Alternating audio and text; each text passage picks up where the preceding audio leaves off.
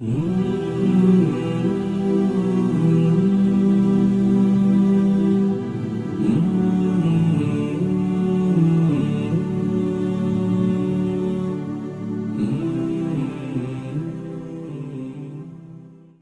know, we live in this dunya and we are fascinated with this dunya which Allah subhanahu wa ta'ala indeed has created in a beautiful manner. We're fascinated. There are over billions of people which live on this dunya at this moment in time. Over 6 billion people that live on the dunya at this moment in time. This dunya of Allah subhanahu wa ta'ala is so big, my young friends, that there is space in this dunya for billions and billions and billions or more people.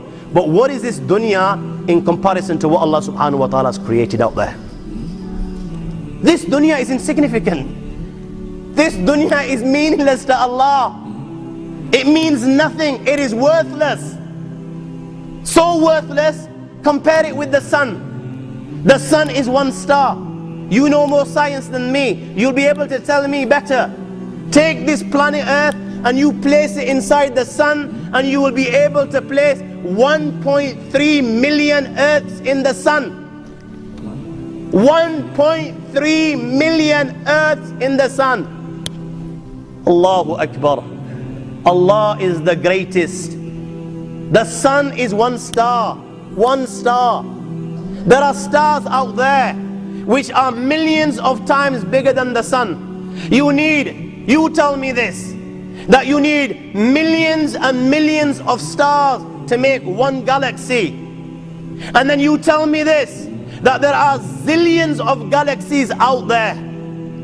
Let me tell you on top of this, my young friend, after this, whatever you see above, when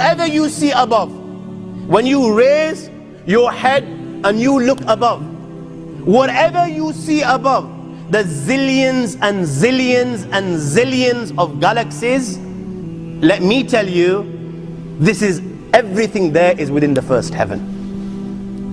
Everything there is within the first heaven, and Allah is the creator of 7 heavens. 7 heavens. And the distance between the first heaven and the second heaven is 500 years. You know, the distance that can be covered in 500 years, at what speed? Only Allah knows. Only Allah knows.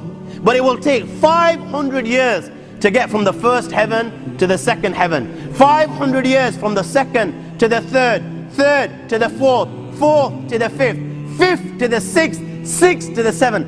Every time it will take 500 years. After the 7 heavens, وَسِعَ كُرْسِيُّهُ السَّمَاوَاتِ وَالْأَرْضِ. You all read the Ayatul Kursi. You all know the Ayatul Kursi. After this, you have the Kursi of Allah. You have the chair of Allah subhanahu wa ta'ala.